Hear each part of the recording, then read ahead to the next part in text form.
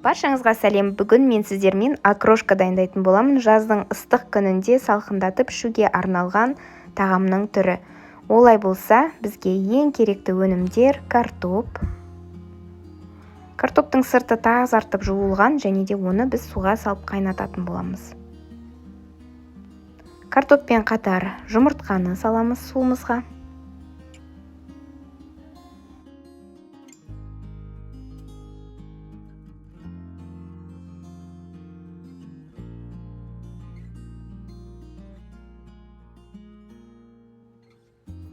Барлығын салып болғаннан кейін газымызды қосамыз, ішіне тұз саламыз міндетті түрде. Жұмыртқамыздың сырты жақсылап аршылуға керек, және де картопымыздың ішіне тұзы сіңіп жақсы болып пісу үшін тұзды саламыз. Содан соң қалаған колбасаңызды турасаңыз болады. Ет салсаңыз да болады.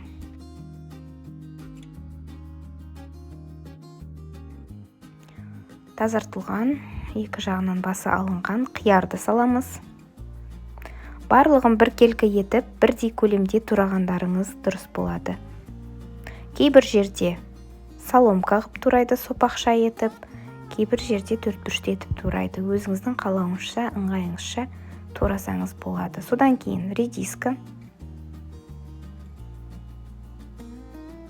Барлығының мөлшері видеода көрсетілген. Енді біздің жұмыртқаларымыз дайын болды, және таза суға, мұздай суға салып, жұмыртқаның қабығын аршитын боламыз. Тұзы салынған жұмыртқа міндетті түрде осылай тегіс болып тазаланатын болады.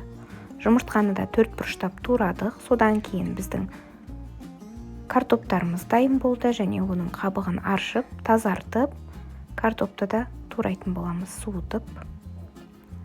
Барлығын біркелкі етіп турап болдық. Содан кейін көксөк тураймыз, яғни укроп. Барлығын үлкен ыдысқа саламыз барынша. Көксөгімізді саламыз. Көк пияз салсаңыз да болады. 15% қаймақ, тұзын, бұрышын келтіреміз. Өзіңіздің татымыңызға қарай реттеп сала берсеңіз де болады.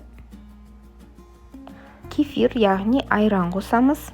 Айран қолдың айраны болса да өте дәмді болады, магазиннің айраны болса да өте дәмді болады, және сонымен қатар таң қосамыз. Егер мөлшеріне қарап қоюлау болып келіп жатса, минералды таза газдалған су қоссаңыз болады. Мінекей, енді салқындатып холодильникке саламыз, және бірер сағаттан кейін қалауыңызша құйып ішсеңіздер, өте дәмді салқындатып ішуге арналған тағамның түрі. Астарыңыз дәмді болсын. Каналымызға жазылып, лайк басып, сұрақ қойып, комментарий қалдыруыңызды өтінеміз. Ас болсын.